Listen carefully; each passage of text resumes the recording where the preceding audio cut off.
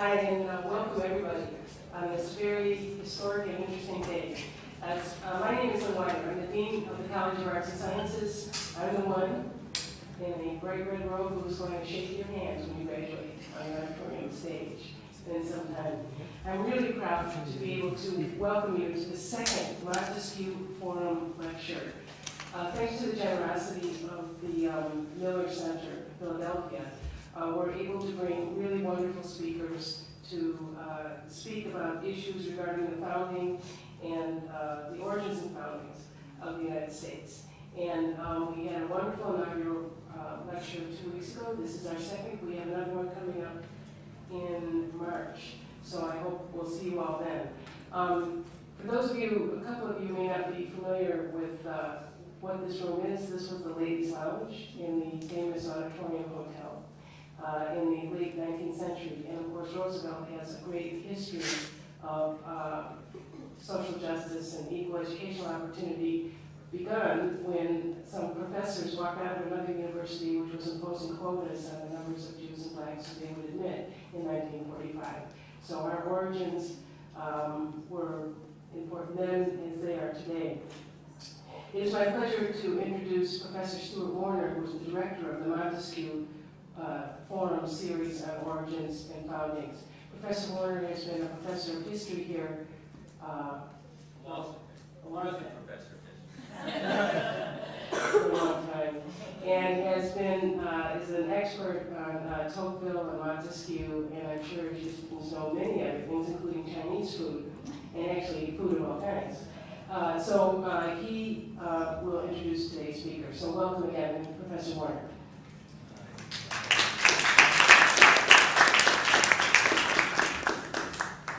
It's always good when your dean is willing to introduce you rather than to stay away. It's a pleasure to be here once again. It must seem like a very odd thing to have planned a talk on Homer's Odyssey on election night, a night by any standard that is historic, however the election goes. And I wish I could take full credit for the genius at scheduling this, but I lucked into it. How could this be a matter of genius? Should this have been another time? The Odyssey has been with us almost 3,000 years. People continue to read it. It continues to provide guidance to whoever is fortunate to open its pages with an open mind. Elections, whatever the significance might be, they come and they go, and this one will come and it will go, whatever its consequences will be, great or small, and however much these consequences last. Homer's Odyssey, I dare say, will long outlive everyone in this room and everyone outside. I think it's a wonderful thing to have some kind of historical perspective on the significance of things. Homer's book is about an Odyssey of a man named Odysseus, and there's a presidential election which is about a different type of Odyssey. The Odyssey is about founding. The election is about a founding of sorts. It seems to me, for a variety of reasons, the lecture that we're going to have today goes very nicely with the events that are transpiring around us. Our speaker today is Professor Charlotte Thomas, who is in the Department of Philosophy at Mercer College in Macon, Georgia. That it's in Macon, Georgia, I would have thought deserves some smattering of sympathy. But she assures me that it's really a wonderful place, and I suppose I should believe her. I've known Charlie for 8 years. She has this remarkable capacity to listen and to speak, and to realize that these two things go hand in hand and should never be apart. I have listened to her speak on a variety of subjects.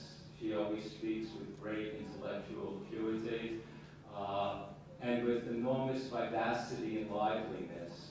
With Charlie Thomas, the intensity, the eros, the beauty, the pleasures of the life of the mind come out full flush. And it's a great pleasure for me to welcome her before you today.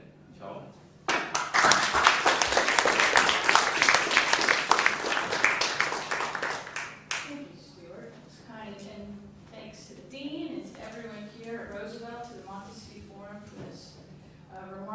invitation. As we'll talk a little bit about, or I'll talk a little bit about in the next hour, returns are very important. I do live in Macon, Georgia. In order to have a return, you have to go out. And I want to thank all of you, Stuart in particular, for bringing me out so that when I go back, I can say that I was here. And if you get drawn into the festivities over your left shoulders during my talk, it won't hurt my feelings a bit. I'm amazed that we're right here and that sort of thing.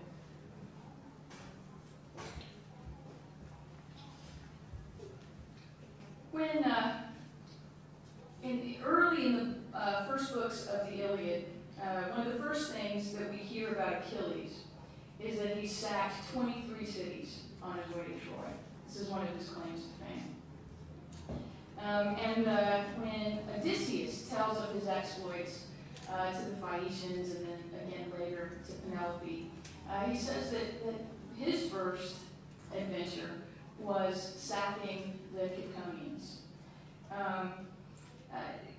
Being an ancient, archaic Greek hero with an army in tow meant that you were responsible to provide for that army, and that meant pillaging and feeding your men and giving them opportunities to accrue the treasure that they expect to be able to bring home with them. So being an ancient hero with an army on the road was very much like being a pirate.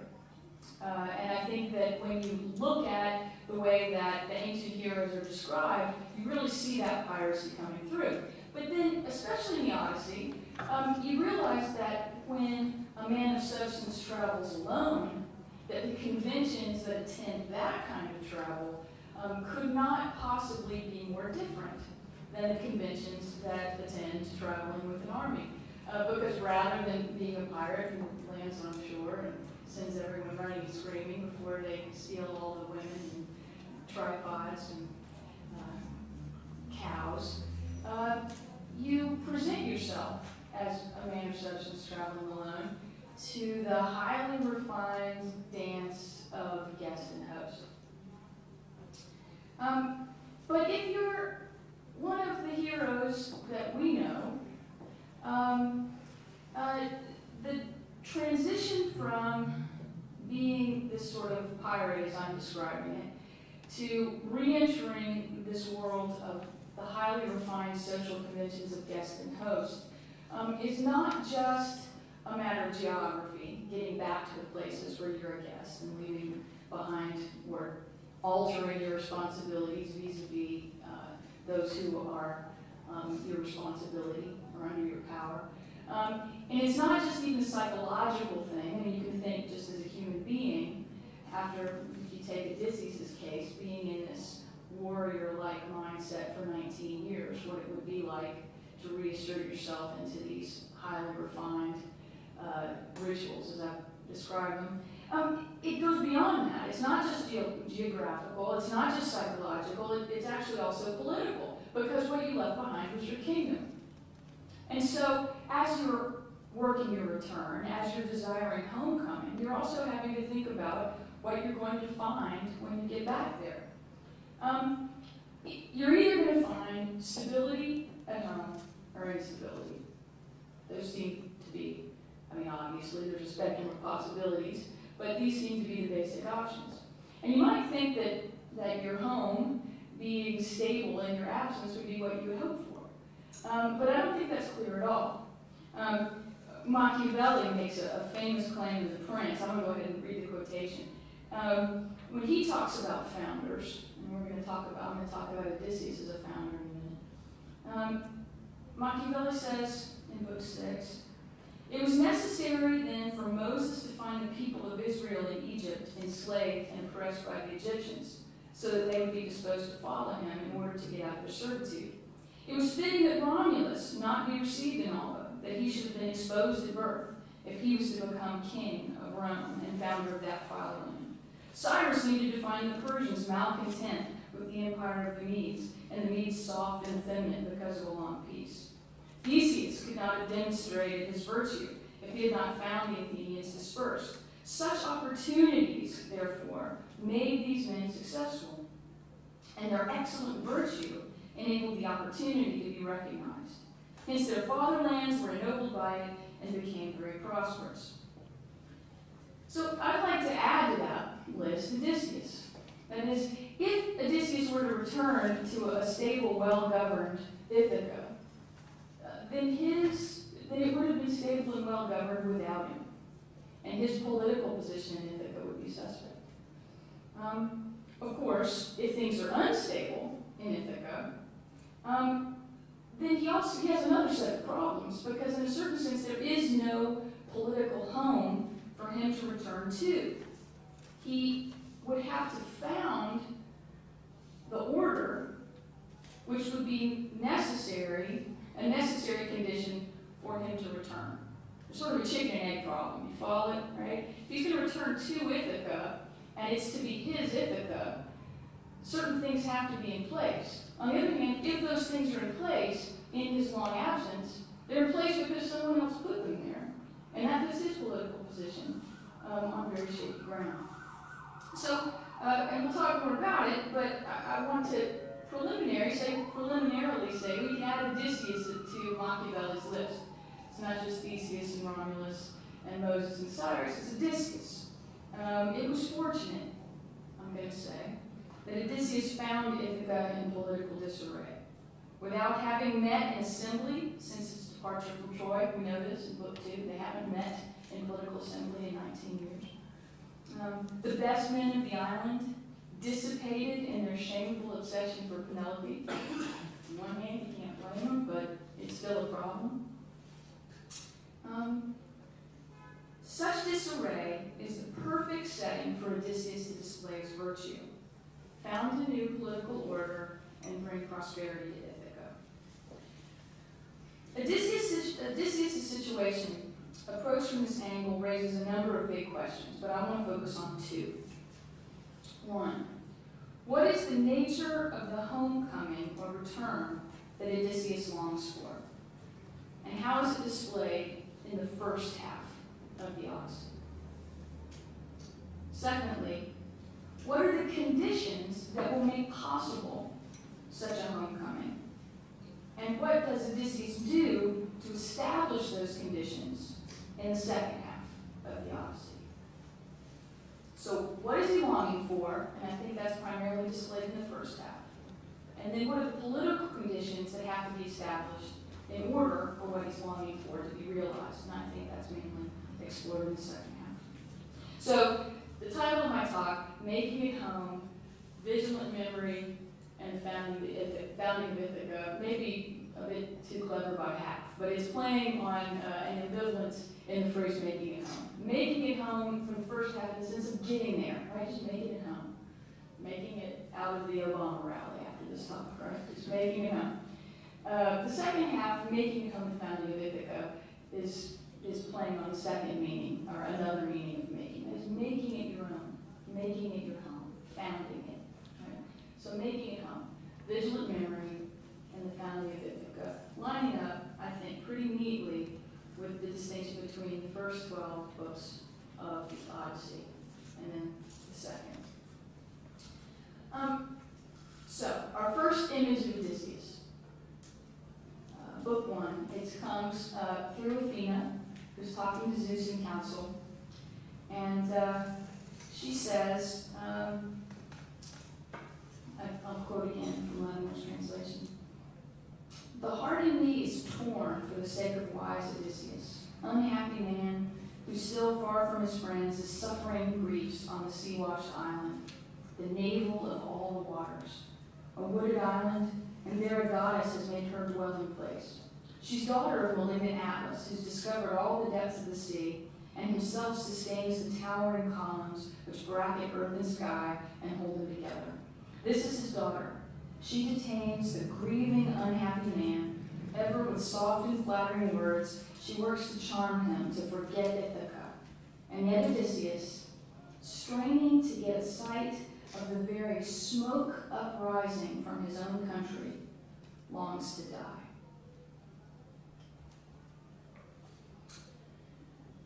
The scene on the beach, the first image we see of Odysseus, is the first of many remarkable images of what I'm calling Odysseus's vigilant memory. Just as at home, Telemachus both recognizes the impossibility, and I don't mean implausibility, I know there's a logical possibility, but Telemachus genuinely thinks it's impossible that his father is going to make it home, and at the same time longs for it.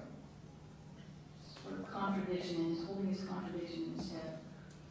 Odysseus both recognizes the impossibility of seeing the hearth fires of Ithaca from the navel of the waters, and yet he strains through his tears to get a glimpse.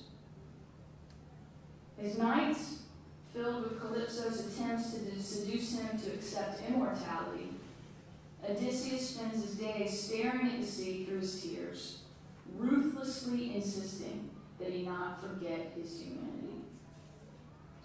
Calypso's island and Odysseus' rejection of it as the place of his homecoming helps us begin better to understand what homecoming is and isn't for Odysseus.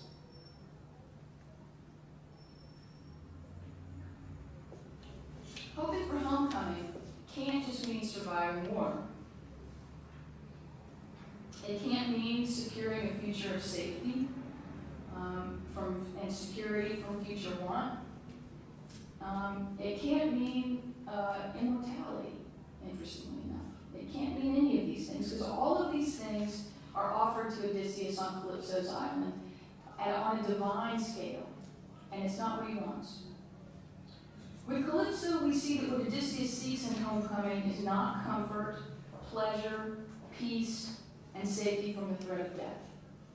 Calypso offers him all of these, and yet Odysseus spends every free moment straining for home. So, this is, I think, the first false image of homecoming offered in the first half of the Odyssey, Calypso's island. It sounds great in the abstract. All alone in paradise with the goddess who wants to make you immortal. What's wrong with that? Right? But it's not Odysseus' homecoming. And the question becomes, well, why not? Isn't that some version of what every human being might desire? But Homer rejects it. Free from Calypso and barely alive, Odysseus makes it. It's good times. This is good a soundtrack, don't you think? The Star Wars theme, moving from Calypso's island to the Phaeacians, sort of going next. Because I think the island of the Phaeacians offers the second false image of homecoming that I want to present. And I think it's by looking at what the Phaeacians offer Odysseus that Calypso couldn't, that we begin again to refine what homecoming means for Odysseus. And the difference between some abstract ideal that we might have in mind, and on the other hand, his concrete longing. Because the Phaeacians offer Odysseus human society, family, wealth, culture. None of those things were possibilities on Calypso's island. And you might have decided that the reason Calypso's island isn't satisfactory to Odysseus is because of its solitary nature and the way that those implications play out. But with the Phaeacians, all of those things become possible for him. Their society is as close as possible to the divine community of the Olympian gods. Another image of what it looks like every human being should desire. But, like the gods, from Odysseus' point of view, Homer lets us know that they seem to be playing at life rather than living it. They hear stories of war and they play war games, but they know nothing of the threat of war. They travel the sea, but without any inconvenience. They can get anywhere instantly. There's no inconvenience, and there's no threat of death. Nobody dies on Phaeacian shipping journeys. This is part of their blessing. So they're playing at life. They're playing at seafaring. They're playing at war, but they're not really doing these things. And we see Odysseus' rejection of that. We see his contempt for the war games and him throwing the discus farther than anybody else. And the scenes in that part of the Odyssey are fantastic. We see him crying at these songs that don't seem to be affecting anyone else.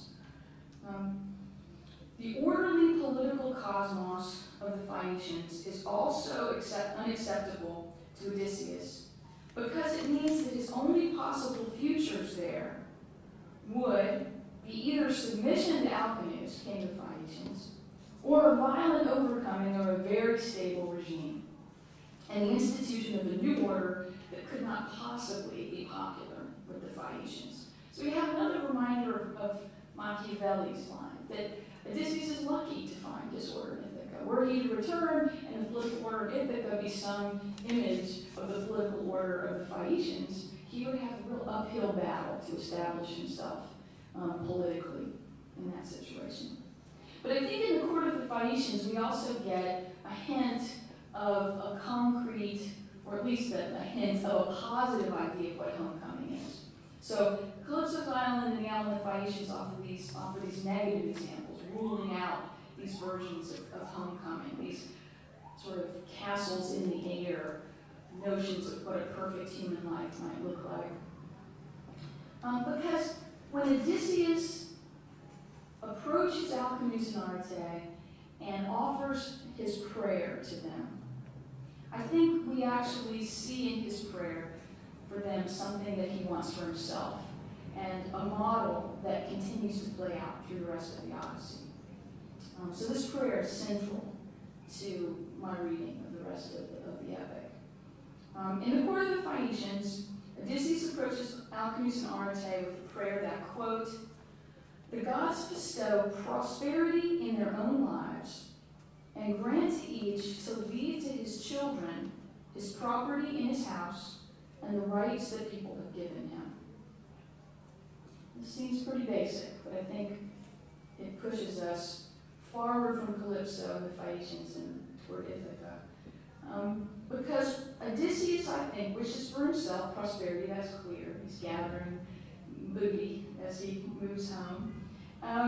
But he also wants to be able to pass that prosperity to his children, both in terms of property and in terms of his political status.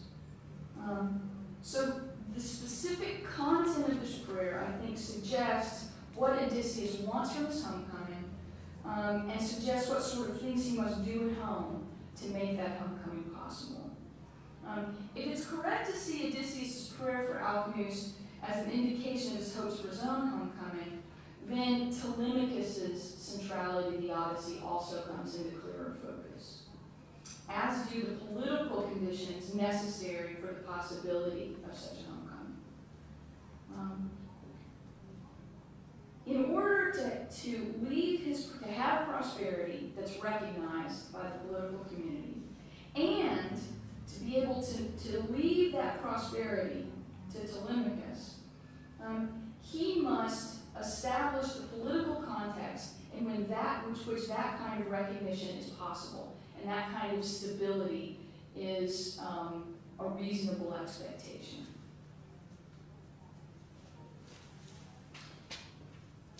So, Odysseus must return to Telemachus. That's the first thing that must happen. Penelope must have protected Telemachus in Odysseus' absence. Odysseus must found a political order in which he may safely bequeath his prosperity to Telemachus. And Telemachus has to be one to whom such an inheritance must be given. I think we can make these 3 points concrete content of Odysseus' homecoming. In all of these ways, Telemachus appears to be the telos of the Odyssey, the end, the objective.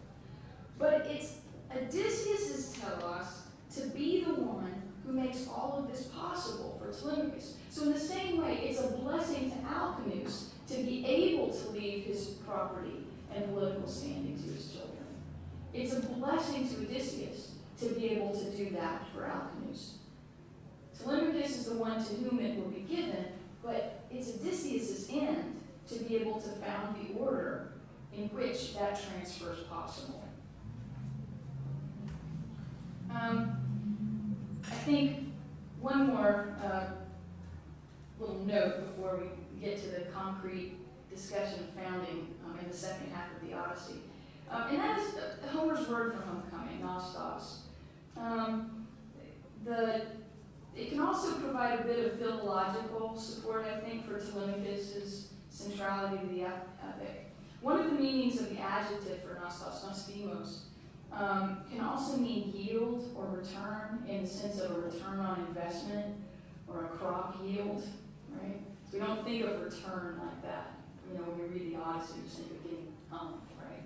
But there is this, nostimos does have this meaning, that you invest in something, you go out and you come back. And when you come back, you have more than you had when you went out. In the way that you put a seed in the ground and it yields a crop. There's more to it. So Telemachus must have his journey to go out and come back and be the one to whom Ithaca can be left. But Odysseus must also come back to Telemachus in order to be the father of his country and the father of his son. Okay. So, in the first half of the Odyssey, and I've only touched on two, but I think they're two big and important ones. The first half of the Odyssey offers false images of homecoming that help clarify the essential nature of a true homecoming or return, like Calypso's Island and the Phaeacians. The second half, beginning with book 13, set entirely on the island of Ithaca. Right? Odysseus is back by book 13, the 24th book. The second half displays a series of true but partial images of homecoming. So the first half, false images of homecoming. The second half, true but partial.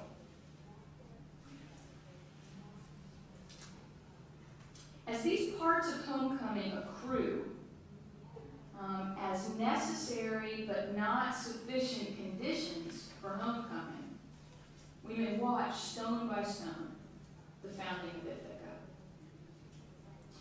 Now, you know, I wish if I had a I can hardly talk about a blackboard, so I keep kind of looking over my shoulder. If you think of the Odyssey divided in half, and then you think of each half divided in half again, so 4 quarters, I would say the first half of the second half, 13 through 17, offer incomplete and private moments of homecoming.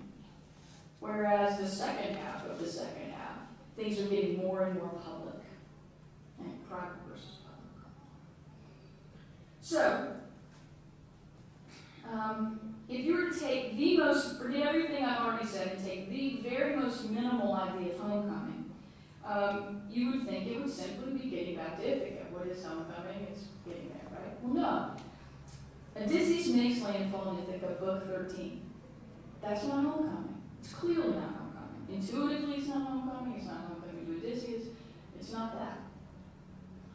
Setting my foot on Ithaca's soil is not nostos. But it is a necessary condition. This is what I mean by a partial image or a partial view, a stone in the founding of Ithaca. Yes, you get there, but getting there isn't sufficient to homecoming. When Odysseus reunites with the swineherd and his loyalty is made clear, Odysseus is once again a landed owner of property in Ithaca. And this is not homecoming. It's not getting there, and it's not having property there. Odysseus and Telemachus are reunited in book 18. And that's not homecoming. Book 17 brings Odysseus back to his house and to his wife and even to his dog. And that's not homecoming. Now, one of the reasons, we've just gone through book 17, one of the reasons that I've argued that none of these necessary but insufficient moments is homecoming is because of their private nature. Except for revealing himself to Telemachus, nobody knows that he's Odysseus at this point. And even Telemachus, I think this is a complicated thing. I'd love to talk about this with anybody. All of Odysseus's moments of revelation, when he outs himself as Odysseus to people in the Odyssey, except for the Telemachus, they all happen at book 18 and following. And my hunch about this, and it's very speculative, but my hunch about this is that Homer is nodding to the uncertainty that Telemachus must inevitably have about his father. That is, that it's not that Telemachus has doubts exactly, but for a man to say, "I'm your father," is not perhaps enough to genuinely call that a moment of revelation or of recognition. And so maybe that's why it happens before book 18. But all the rest of the moments where Odysseus reveals himself come after that, and I think that's important. So everything in the first half of the second half are moments of private, necessary but insufficient conditions for our founding. The second half, even though things begin to get more public, we still, again, I think would say we continue to have a series of partial images, even taken collectively, partial versions of homecoming.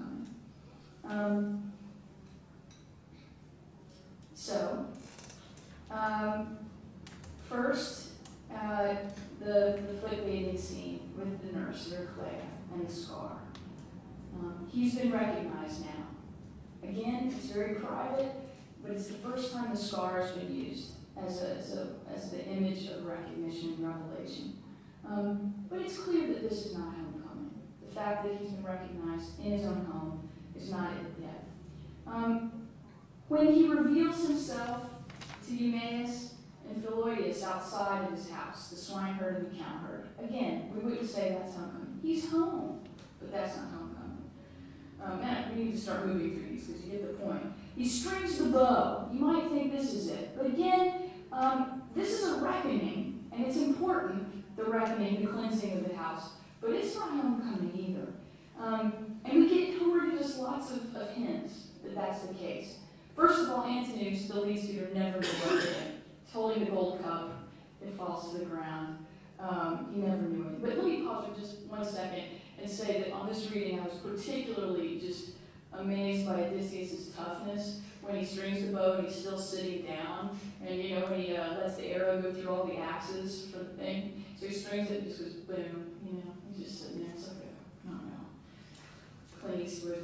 Clint Eastwood's wrong. I don't know who should play Odysseus in Hollywood, but that moment, that's fantastic. Okay, so he hits the Antinous, and Antinous doesn't even know what hit him. So there's no recognition there. Even Eurymachus, the second lead suitor, who comes up, says, if you're Odysseus, then you wouldn't want to kill all of us. You wouldn't want to kill your people, because if you kill us, we can't make restitution. We can't pay back all the things we've stolen from your house. So there's a hypothetical moment of recognition. There's a kind of a test. That's not recognition, right? And Odysseus doesn't care what Eurymachus thinks Odysseus would do, and he takes care of that. So we got a couple of hints. Antinous doesn't know what's coming. Eurymachus' recognition is hypothetical. There are these private things that happen. Medon and Leodes are spared, but nobody even would think that these were the moment of homecoming. And if we haven't picked up on all these clues, he tells Telemachus, we're not done. It's not over yet. The reunion with Penelope is also not homecoming, but it's very, very close. I have the quotation here. I don't know whether I should read it or not. No, I won't read it. But it's beautiful, right? The reunion of Penelope and Odysseus is a remarkable scene. The use of the bed rather than the scar as the proof of who he is unbelievably powerful. But, again, they're in private. They're locked in the house. The house is clean now. They've taken care of getting rid of the suitors, and they've cleaned up the mess, and Penelope and Odysseus are in the most private space and the most private moment they can have. And he tells her the story, but he's very aware that the Ithacans are soon going to find out that their sons and brothers are dead, and he's got more work to do. It's not over. Even the reunion with Laertes, I'm going to say, is not a complete image of Knossos. But here we are. Here's where I think it does come. It comes in book 24, around line 496. Comes in the most translations of the Odyssey. It comes on the second to the last page. After Odysseus and Laertes and Telemachus have had a meal together with Dolius and their family, we did this image. And they sprang up and put on their armor, Odysseus with his 3, and the 6 sons of Dolius, and with them Dolius and Laertes put on their armor, gray though they were, but they were fibers perforce. And now, when all of them in shining bronze had shrouded their bodies, they opened the doors and went outside, and Odysseus led them. Odysseus, Laertes, Telemachus, and a few good men, shoulder to shoulder, armed in bronze, standing to defend Laertes' land and Odysseus' new order against the grieving brothers and fathers of the slain suitors. The only thing that's left after this moment are the very last lines of the Odyssey that pledge the pledges that constitute the peace of the new order.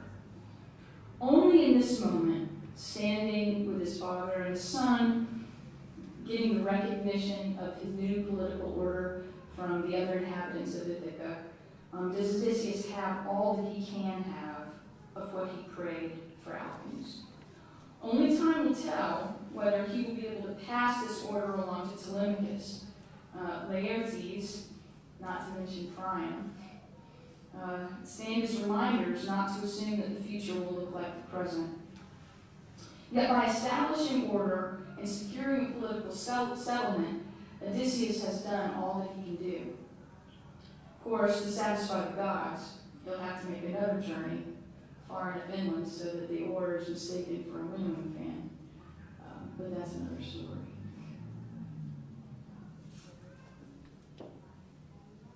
Odysseus, one thing I want to say one more thing, and I'm pretty much done here. One thing that I think is important to think about is whether Odysseus is founding Ithaca, which I think he is, or whether he's restoring, founding the house of Odysseus, whether he's restoring the house of Laertes. And here's why I don't think he's restoring the house of Laertes. I don't think he can. In the same way that no one could found Ithaca for Odysseus, Odysseus can't found it for his father. He can give him a place of honor in society, but he cannot give his father the blessing of being able to give him his inheritance. He can give it to Telemachus, and insofar as he can do that, he can have it for himself. And he can, as much as possible, restore the dignity of Laertes' situation and give him a vaulted position. But he cannot give to Laertes the opportunity for Laertes to give him his inheritance. He can't do that. Whatever Laertes has from now on, he has because of Odysseus and not vice versa. So this is not the restoration of the house of Laertes. Even if perhaps Odysseus didn't want that. It's the foundation of the house of Odysseus.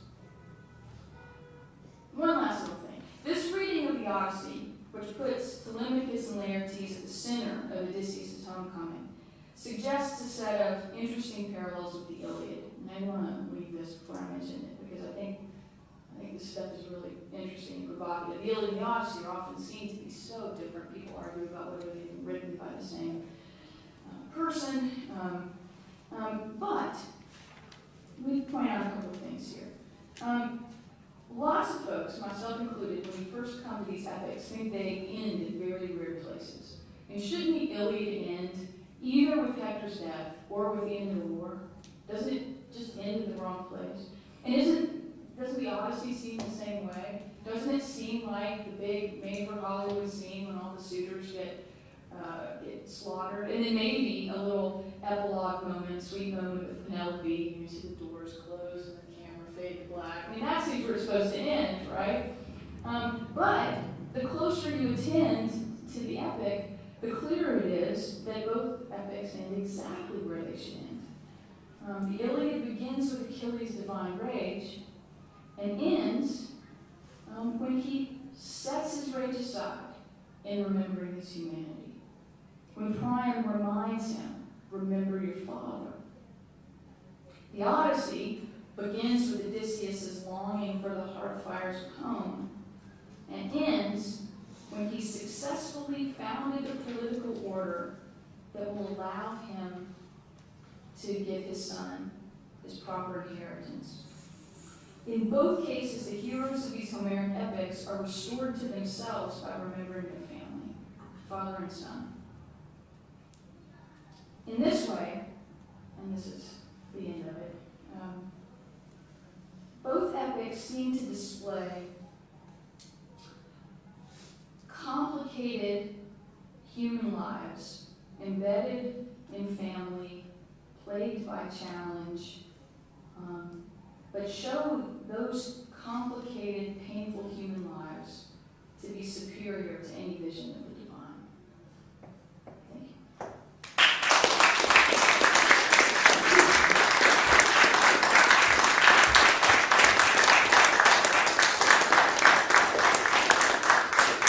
Presume you'll field your own question. Be happy to, yeah. Yeah, sure. So as you clearly and very beautifully presented the matter, Odysseus' homecoming is not only long elevated before he comes to Ithaca, but it doesn't even begin with him setting the foot on the shore. Now, whilst he's in Ithaca, as you have shown, there are partial scenes, or series of these partial homecomings through which he's being recognized.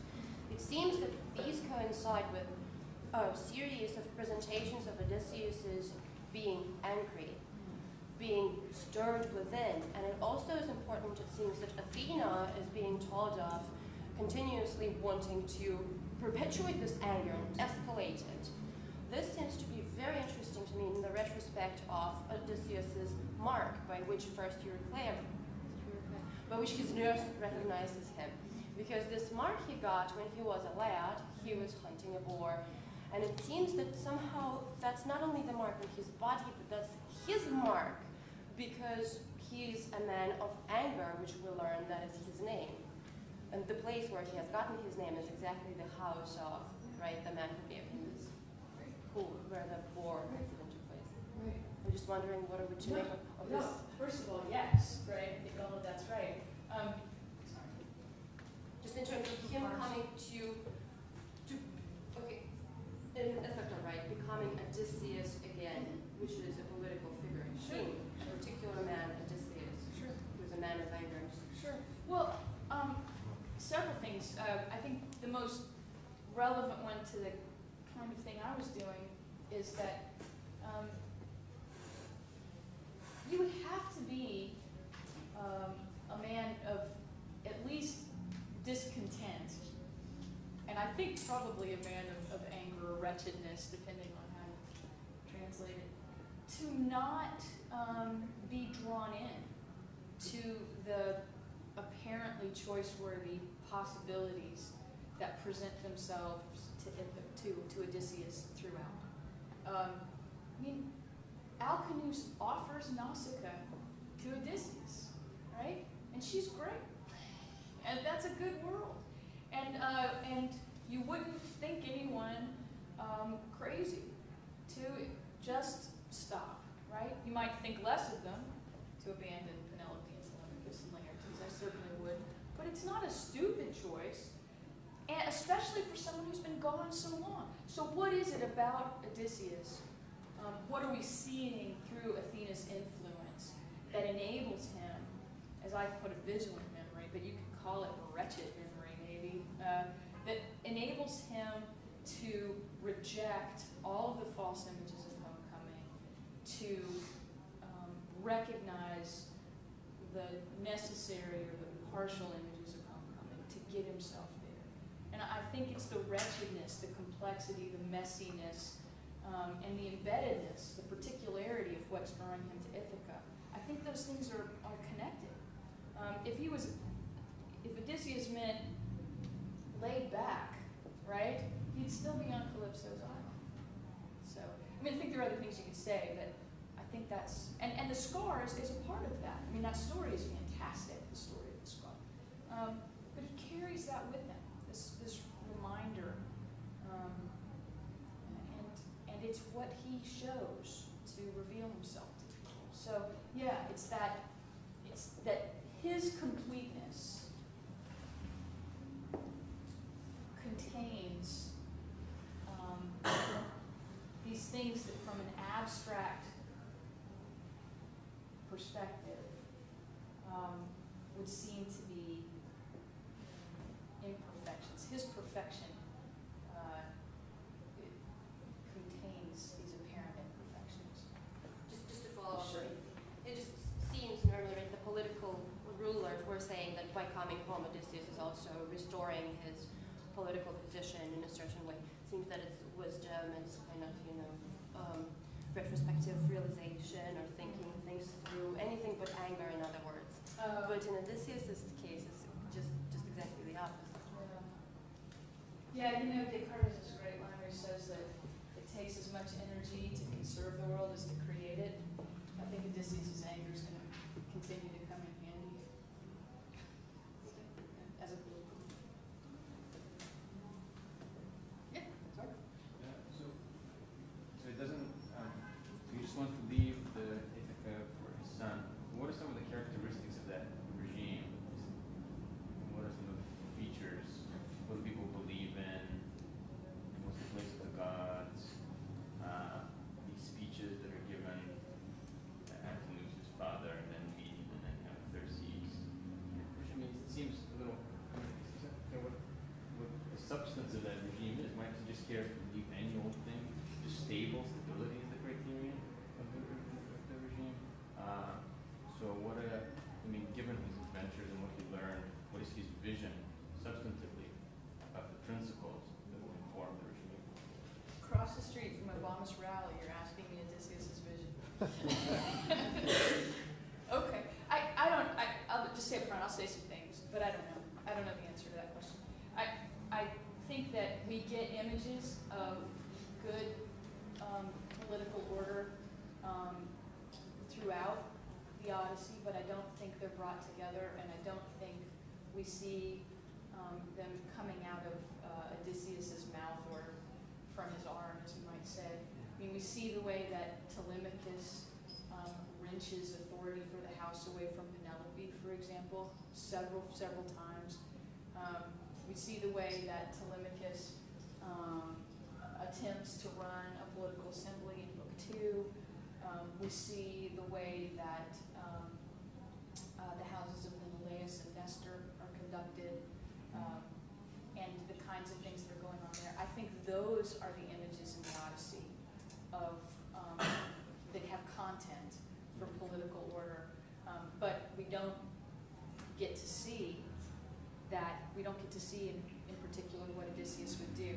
So I think it would be plausible to say that the house of Odysseus we could sort of imagine what it would be by looking at these well-ordered houses and looking at Telemachus and looking at Odysseus. But I think it would be highly speculative. But maybe there's some things in speeches that you're thinking of that I'm not thinking of. I mean, these speeches about pity and fear, I mean, just the gods, Yeah. what extent will the gods play a role? Well, I do think that the fact that he's about to take this journey inland, Yeah. I mean, I think what he's done in Ithaca is what he can do. Mm-hmm. And the journey inland Mm-hmm. is an act of piety. I mean, it's other things too, and there's a lot of that I don't understand. So I think the fact that that's still ahead of him is a sign that there is a sense of reverence to the gods that's going to condition the future. But I do think it's very underdetermined. I left, obviously, millions of things out of this account, but that's not something that I really explicitly left out. I'm not sure what, in concrete terms, Odysseus' regime would look like, unless you, again, sort of just spin it out for these other images. I just wonder how satisfying it would be to leave something behind where you don't know. If it's meant to be, you accept the messiness of life, and that's somehow satisfying. Oh, I don't think Odysseus is satisfied to leave something behind that's underdetermined. Okay. I just think it is underdetermined Okay. at the end of the book. I think it will be concrete, and we'll have, the regime will take specific positions on all of these things. I just don't know what they are.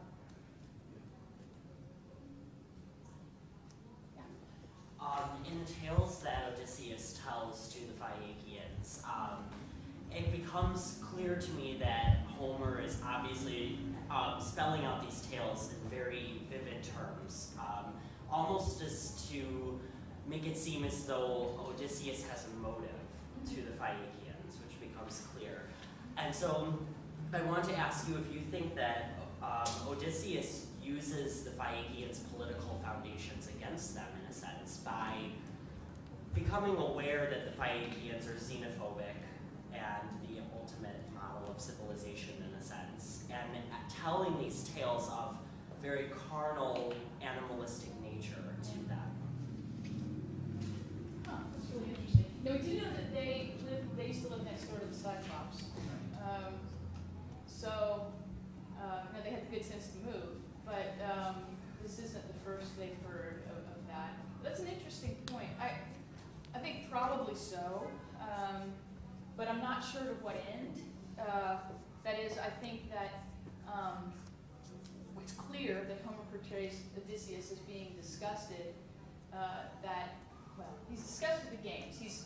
I'm not sure if it's clear that he's disgusted. I think he's disgusted to see their blithe reaction to the singing of the epic, to singing of war, that this is just entertainment for them.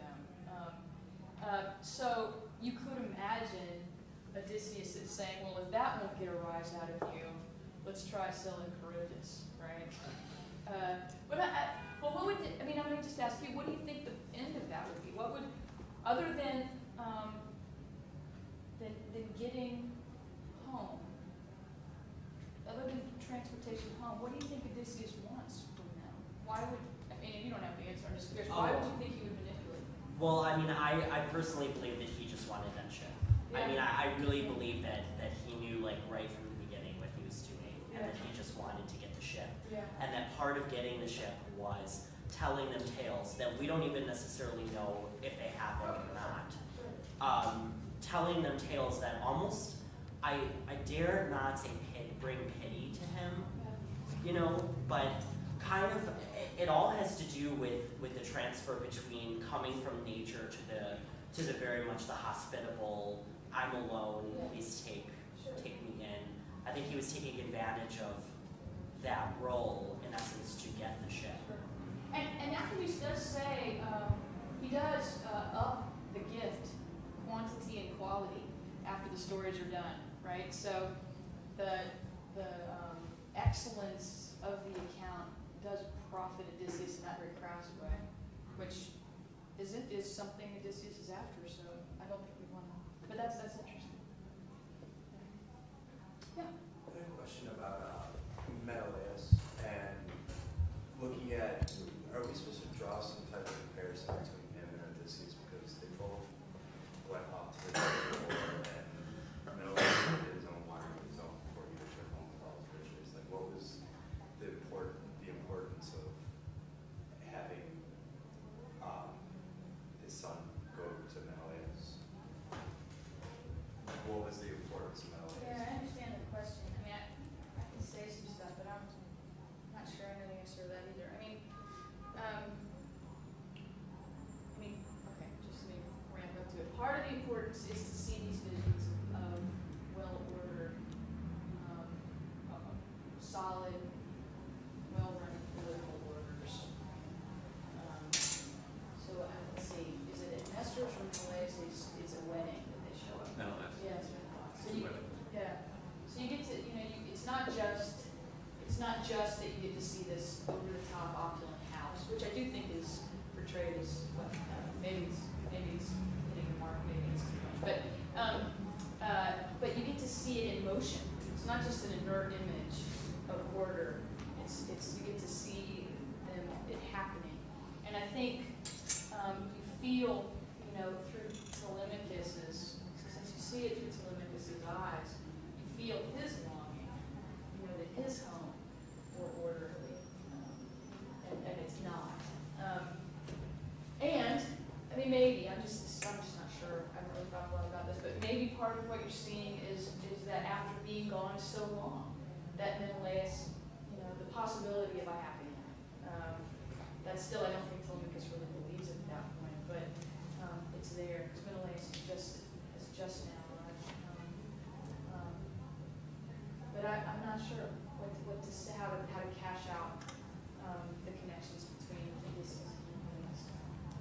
It is interesting that when Odysseus starts lying in Ithaca about the journey that he's been on and who he is when he's giving false stories about himself, there are some details because it sounds like Menelaus' story. So I think there's a lot there, but I'm just not sure what to make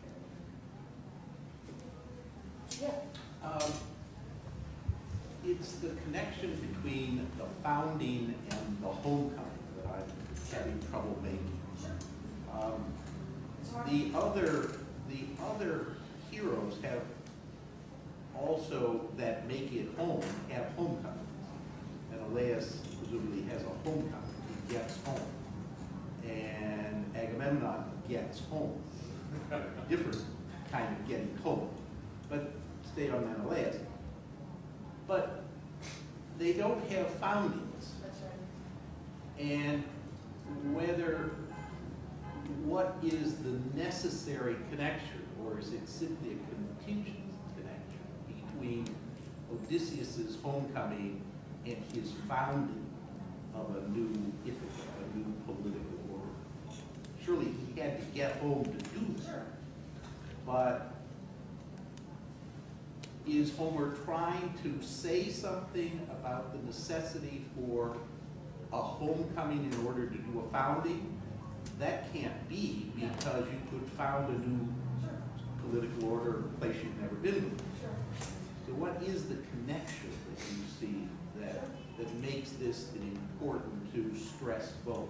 I think that you see a range of possibilities, a spectrum, and I don't know precisely in which order I put Nestor and Menelaus on this, although I think if I thought it through, I would have an order to put them in. But I think you have clearly Agamemnon on one end and Odysseus on the other. That is, Agamemnon is unluckiest of all. He doesn't have a homecoming. Right. Depending on the story, he doesn't even touch feet on the soil of Mycenaean waters. Odysseus, insofar as the order that follows from his return is his order, in a Machiavellian sense, this is the best possible homecoming. This is kind of what I'm arguing. That to be able, that things stay together just enough for this possibilities of inheritance to be live options, and yet that their reality depends on your return. In a Machiavellian sense, is the best possible homecoming you can have. So is it possible to have a homecoming without this full-blown founding? Yeah, and I think you're right. I think we see something like that with Nestor and Menelaus. But look at what we see in Menelaus. We see Menelaus, we see Helen offering him drugs to keep him from being sad. I mean, these aren't, and we see, Telemachus, and whether you're going to blame Telemachus for this or not, you see Telemachus saying, I'm not going to go back and see Nestor on the way home because it's going to take too long. I mean, these are perfectly acceptable, good homecomings, but they're not the best homecoming. And I think when you get to that end of the spectrum, when you get to the best possible homecoming, that's when you're looking at something which might legitimately count as a founding. And details of that are important, but I think that the key to it is this idea that it's the Machiavellian idea. It's this idea that whatever you find there that you are not responsible for is in effect an infringement on your status politically in that order. And so the best possible order, the best possible homecoming is the one that, this chicken and egg thing that looks almost impossible that Odysseus seems to pull off. That is that you found the order, which then makes possible your homecoming. So this weird simultaneity. I think that's how I would go with that. Yes. So just let me take up Bal's question Sure. and your response to it, because I look at it very differently. It seems to me that both in the case of Nestor and Menelaus, that there is no political life. That Nestor is living a life devoted to piety, and Menelaus is living a life devoted to wealth, and Agamemnon is dead. So you have three homecomings, but in not one of them was there the continuation or a new start to political life. And thus it seems to be the age of heroes is over, and with it, politics has to be understood completely anew. And Odysseus's homecoming has to be understood in that context. Which leads me to two questions. The first has to do with what I take to be not a single founding, but a double founding. And the one founding is the refounding of Ithaca. But the second founding is this journey away, right? Which is the most extraordinary thing about the Odyssey, that he's going to leave after being there for 3 days, and then he's going to be away for a very, very long time in order to found political life that rests on an unknown God. Because if the people to whom he goes don't know what an oar is, they don't know anything about Messiah. So that's a very strange business. So you have one founding that's based on a brutal act of violence, and another founding that's based upon piety. So I'm wondering how you understand the relationship between these two foundings. And it's connected to me with this other question. So maybe this is the real question I'd like to answer. Because it seems to me that Odysseus doesn't care about Telemachus at all. And there's no reason he should care about him, because he knew him for a month, maybe 2, maybe 3, maybe 4, the outside limit 5, and then he's gone for 20 years. So in your account, it's central to caring for Telemachus, but I'd like to know what reason, other than the formal reason that one is the father and one is the son, that you have to thinking that he wants to leave something for Telemachus, and it's the political life that he's coming back to, and it involves all this bloodshed. There are a lot of questions in there. Let me go to the last one first. Yeah, I do think, and I do think that I do think that Telemachus is central. I don't think it's. I do, and I think that in large part it has something to do with the formal connection between Odysseus and Telemachus. I think in large part it has to do with some kind of mapping of the analogy between himself and Laertes to himself and Telemachus. I don't think it matters that he doesn't know the kid, and I don't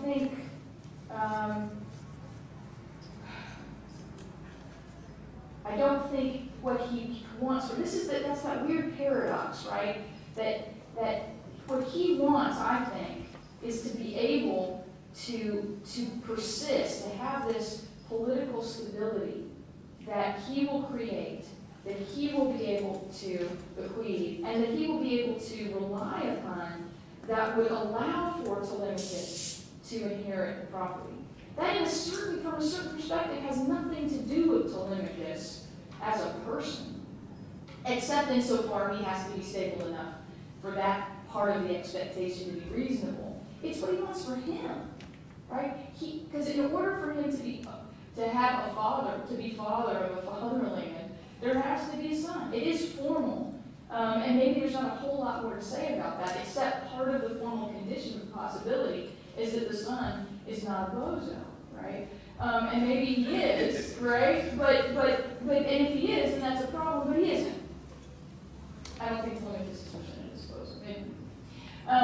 So in terms of the first founding, I would call the reckoning, that is the bloodletting, to be, again, a necessary condition. But I don't think it's the foundation of the new order. I think it is the final pushing over of what's left of the House of Laertes. I think the first moment of the House of Odysseus is either the telling of the story to Penelope when he returns to his bed, or more likely that moment when they defend Laertes' land and create the political compromise at the end. And so in terms of so I wouldn't quite cast it the way you do. I mean, I understand why you do, but I wouldn't quite say that the first order is founded on blood. I think the blood is necessary in order to clear the way, but I don't know that I would say it's founded on blood. In terms of the second one, that's just much, much harder. I mean, we know the content of the prophecy, right, is if he does this, he will come back and he will die an old man at sea. No, he won't. There's nothing about coming back. He won't die at sea. He won't die He'll die old. He'll die old. But there's, so you see him going for there's reference to his people, but you know, there are peeps and peeps. All right. Well, I guess I don't know. I imagine him coming back, but that might be my mistake. And if my view was that, which again might simply be my mistake, but my view was that this was an act of piety, so that what you see in what he does in Ithaca is, in a sense, satisfying all the mundane conditions for founding. In the same way that you get, in other political accounts, you get arguments that here's what we can talk about here, but these other things have to be left to religion or piety, these things that are beyond argument, beyond politics, citizen Plato, right? Stuff's beyond. And I took that trip to be an acknowledgement of what he owes, what he must do out of piety, which goes beyond what he can do in the mundane, feet on the ground, getting your hands dirty, sphere of political action. And so I imagine him coming back after the act of piety. But if he doesn't come back, I'm in trouble. What greater song could there be sung about anybody than founding a political order on an unknown God? I can't think of any. Yeah. I wonder if it would matter to your account if someone were to say, well, it's not that the order that Odysseus comes back either to reestablish or in your account to found is better than a divine order. It's just a human order, and we're neither gods nor beasts. Right. And so we reject those other versions for a fully human one, right. But it's not better than divine order, it's just what we have. Absolutely. Better in the sense of better for him is really what I meant by that. But I mean, I might push it a little farther than that, because I think what makes it better for him would make it better for other human beings as well. I think a clear sense of, I think it wouldn't be a better man who would be satisfied on Calypso's island. It wouldn't be a better man who would choose to marry Nausicaa, given Odysseus' choices. So, yeah, I mean, in the abstract, these visions of perfection are better, but taken from the perspective of a human being, they're not. That'd be what I want to say. And that, again, we have a very different reading, and he's probably right. But on my reading, we're paying you anyway. But on my reading, you still have to acknowledge what is beyond the boundaries of the political. You still have to acknowledge that the political realm is not the entirety of the cosmos. And I take that to be at least part of what's going on when Odysseus has to go inland. And or to be mistaken for a William fan, is that here's Ithaca. It has an internal order, or it will, once these specific things that Zarko was asking about get worked out. It has an internal integrity, right? But that, even though it sits on a little rocky island, it doesn't sit on a cloud. And it has to acknowledge that order, in some limited sense, is still dependent on what's external. The political is still dependent on what is external to it, in this case, some sort of acknowledgement of the divine, which I thought was him fulfilling his promise that if he goes to the underworld, then this is what he has to do. Yeah. Still on the clock. I'm not speaking yet, so you have to take more questions on that. Yeah. So, isn't the first image of him actually what the only thing that Homer says about him? I mean, I guess I don't know if you should say it's not an image because he's not in one beach, but he's all over studying the cities. Yeah, okay. If you call that an image, he's mentioned in the first line, but there's Odysseus. Okay. I mean, I sort of imagine the camera going down. So we just have to talk about what he thinks. Right.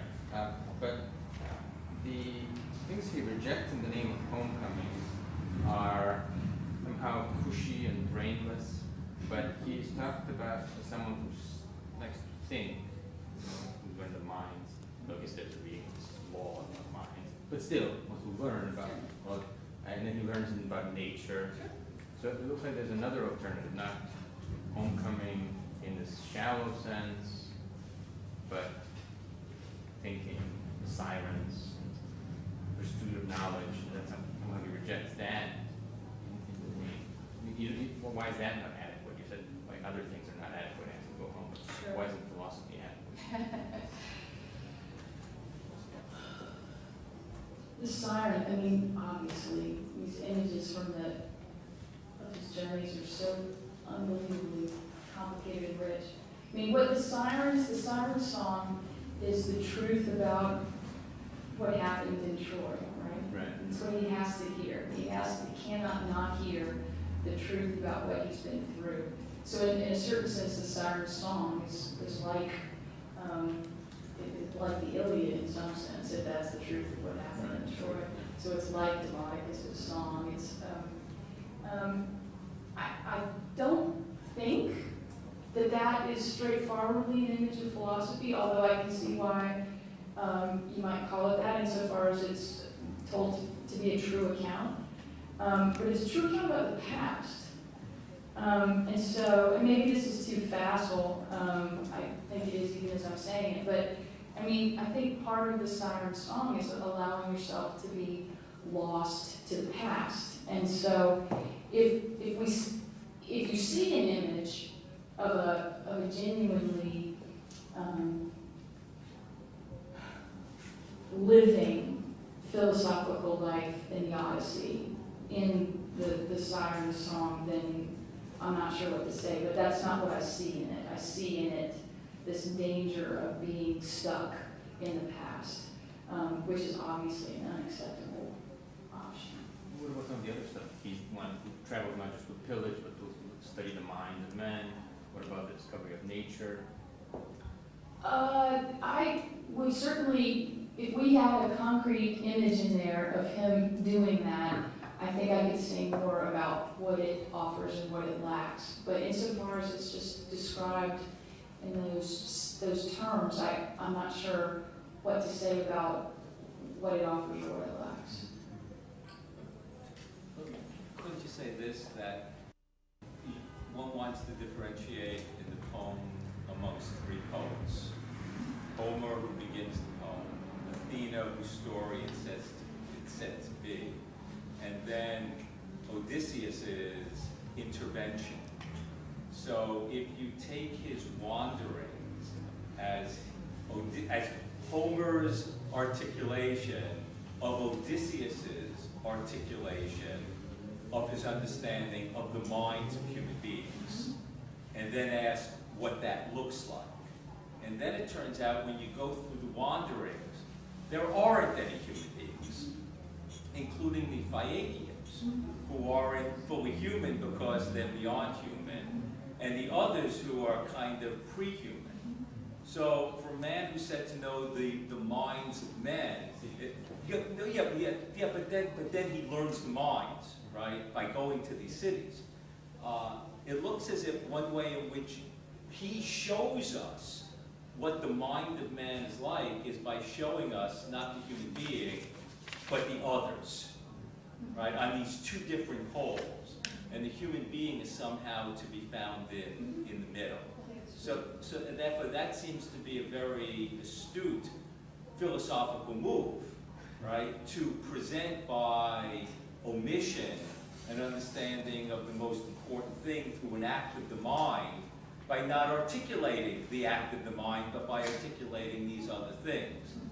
So that seems to be very beautiful and quite brilliant. And it looks to me that's what happens there. Because there aren't any, if you discount the Phaeacians as being human, right? And it's one reason why they don't cry. And remember that they not only live by the Cyclopes, they're related to the Cyclopes. They're all related to Poseidon. So it looks like these two poles of existence, that not one of which constitutes the human pole. And that's what he's trying to show us. So it makes these wanderings look very different with trying to be philosophical in that way, I think. Imagine that there's something wrong with this reading, but this is why I didn't include it, one of the reasons I didn't include it in the paper, but I'm actually interested in the possibility that the Cyclops and Circe offer images of Odysseus and Penelope, monstrous images obviously, of if Odysseus does not return to Ithaca, insofar as the Cyclops is presented as this one who is completely beyond human society, worthy to stay. And the Circe one is even more powerful because I think what we see in Penelope's situation in Ithaca is that she has turned men into beasts. And we have every indication that these are men who have in the past and have the capacity to be noble, good men, and yet they're reduced to this dissipated state, which looks to be exactly what Circe does. They just can't stand Penelope's beauty and the possibility of being her husband. So, I mean, it may be that part of this presenting of this range of inhuman possibilities, that these particular images of inhuman possibility illuminate human possibility in these monstrous extremes. So by that kind of association, if you throw the right lens up, Odysseus is learning about human nature. But if there's something right about that way of reading these images, and I can't catch them all out like that, but if there is some way, then in fact, the images themselves point back to why the particular kind of embedded familial homecoming is important. What keeps Penelope from being Circe? Well, Odysseus keeps Penelope from being Circe. What keeps Odysseus from becoming monstrous? Well, maybe there's a whole range of social possibilities that would alleviate that risk, but at least it's not life with Calypso. I think that the Cyclops might rule that possibility out. Perhaps we should thank Professor Thomas.